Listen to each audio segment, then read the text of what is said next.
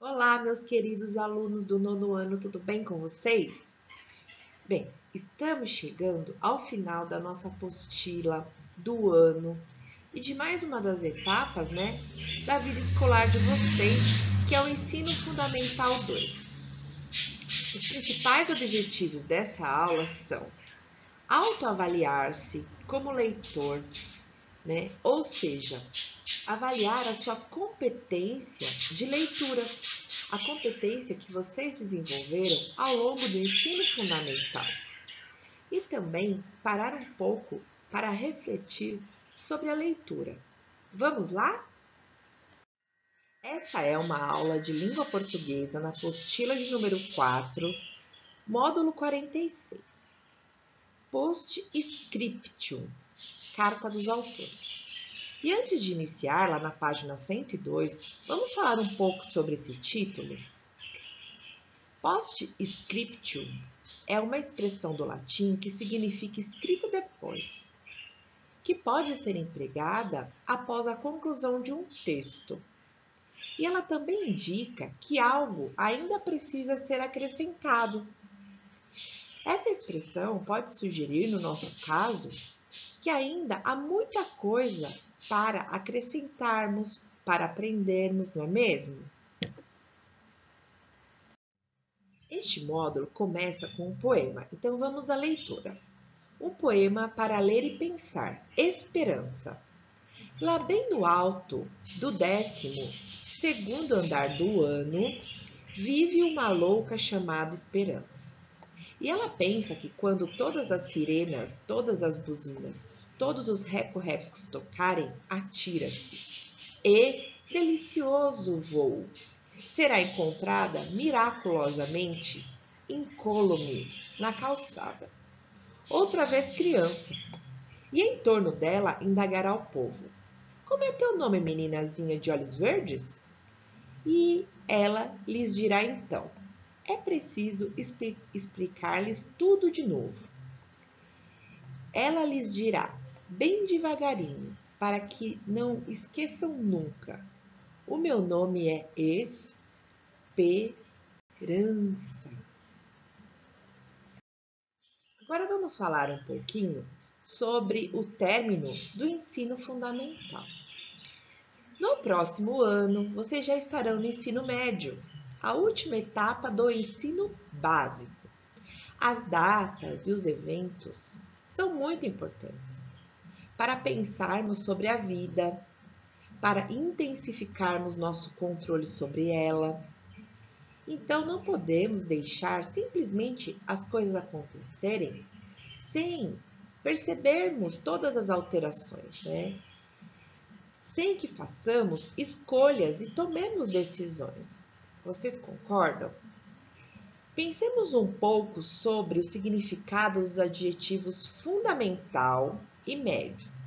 Fundamental que vocês estudaram até agora, os ensinos 1 e 2, e o médio que é para onde vocês estão se encaminhando, que nomeiam as etapas do ensino básico. A imagem de um prédio, por exemplo, em construção, é bastante adequada para fazermos aí uma metáfora, uma comparação. Antes de erguer-se as colunas e paredes, é preciso construir os fundamentos ou fundamentações destinados a suportar o peso do edifício. Então, obviamente, a construção não poderá ser muito alta se esses fundamentos forem frágeis, não conseguir segurar toda a estrutura, e muito superficiais também. O que eu estou querendo dizer com isso, Que nós temos que lembrar que terminadas as fundamentações deste prédio, a base ainda não está totalmente pronta. Então, nos próximos 3 anos, vocês deverão construir com a ajuda da família de vocês, a nossa, da escola, de amigos, o que os engenheiros chamam de fundação corrida, ou seja, a parte da base que transmite as fundamentações e ao solo a carga do edifício. Então, o ensino médio ele deverá ser muito bem feito para consolidar os fundamentos estabelecidos até agora. Fundamentos éticos, emocionais, intelectuais. Depois disso, vocês conquistarão a autonomia plena, ou seja, vocês já serão adultos. Agora vamos falar um pouco sobre leitura. Um dos fundamentos mais importantes que vocês construíram para a vida futura foi a capacidade do quê? De ler e escrever. Em todos os estudos, nós já vimos que a capacidade de leitura foi uma das maiores conquistas do ser humano. E ela foi elaborada ao longo de milênios. A nossa civilização, ela ergueu-se com base na palavra escrita. A era digital, da informação, da tecnologia, ela não substitui essa base da escrita. Pelo contrário, ela constituiu-se também sobre ela. Então, nós somos definitivamente uma civilização letrada. Então, vocês estejam certos de que, neste século, quem não for um leitor competente poderá ficar para trás na corrida da vida. É por isso que os meios de comunicação têm feito tanto barulho, em torno dos baixos resultados dos estudantes brasileiros nas provas gerais, nacionais e internacionais. No PISA, que é o Programa Internacional de Avaliação do Aluno, que é realizado a cada 2 anos, os estudantes brasileiros têm ficado nas últimas posições, infelizmente. E é uma situação muito preocupante, porque põe em risco o quê? O futuro do país. Independente disso, nós esperamos o quê? Que vocês sejam e estejam no nível de estudantes mais bem-sucedidos do PISA. E esperamos também, sobretudo, que continue desenvolvendo a autonomia da leitura e da redação, como suporte de conhecimentos gramaticais e compreensão do funcionamento da língua, certos de que já construíram uma base sólida no ensino fundamental. Ler muito, ler com competência, criticamente, com argúcia, com sensibilidade, porque só assim poderão usufruir plenamente das oportunidades que o mundo contemporâneo vai lhes oferecer. E aí, na página 103, é finalizado com um abraço aos autores. Nós vamos começar agora com algumas frases, trechos de livros que falam aí sobre a importância da leitura, da literatura, da gramática. Para quê? Para pararmos para refletir. Então, a literatura é um jeito de se ler a vida. Ler no sentido de interpretar, observar, descobrir e refletir. Nela, a vida pulsa. Vamos falar sobre Michel de Certeiro. Ele era um francês, historiador, jesuíta, que se dedicou ao estudo das áreas da psicanálise, da filosofia, ciências sociais, teologia e teoria da história. O que ele dizia sobre a leitura, sobre a escrita? Ele disse que antes de serem escritores, fundadores de um espaço próprio, herdeiro dos lavradores de outrora, porém, no solo da linguagem, escavadores de poços e construtores de casas, os leitores são viajantes, circulam pelas terras alheias, nômades, caçando furtivamente pelos campos que não escreveram, arrebatando os bens do Egito para deles gozar. A escrita acumula, estoca, resiste ao tempo pelo estabelecimento de um espaço e multiplica sua produção pelo expansionismo da reprodução. A leitura não se previne contra o desgaste do tempo. Esquecemo-nos dele e de nós próprios.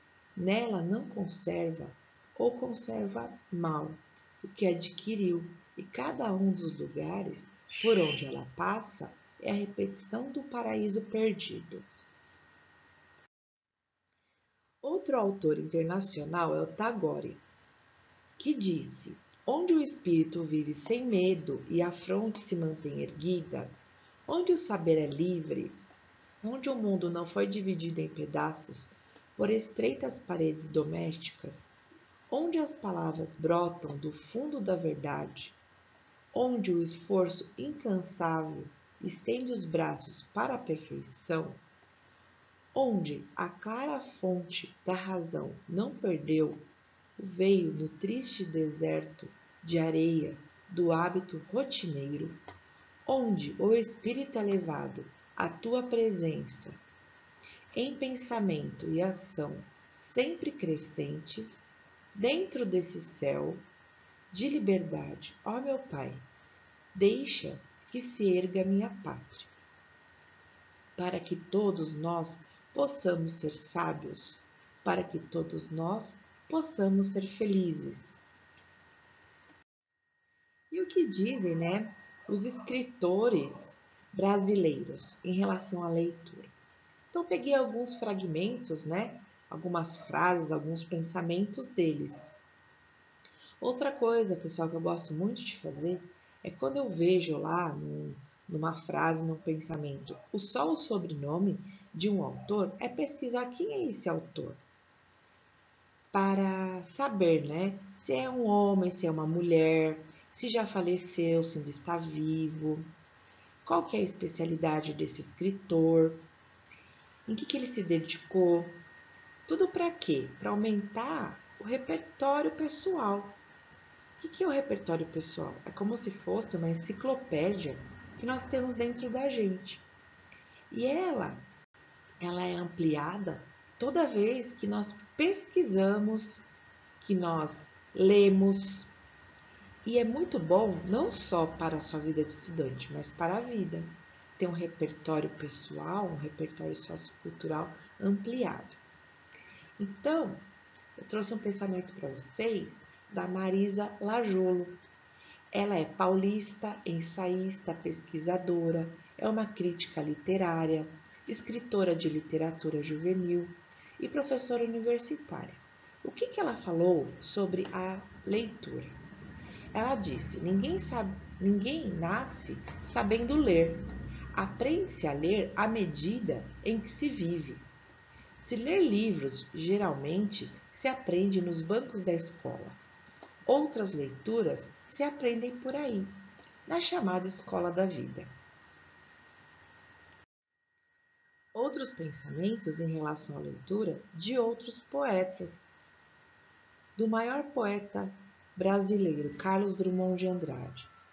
A leitura é uma fonte inesgotável de prazer, mas por incrível que pareça, a quase totalidade não sente esta sede. Sempre imaginei que o paraíso fosse uma espécie de biblioteca. Jorge Luiz Borges. A leitura é provavelmente uma outra maneira de estar em um lugar. José Saramago. Espero que vocês tenham gostado da aula, não só dessa aula, mas de todas as aulas que nós tivemos aí durante o ano, porque apesar das dificuldades, elas foram feitas com muito carinho para vocês, ok? Nos vemos então em nossa próxima videoaula de correção de exercícios. Um beijão para vocês e até!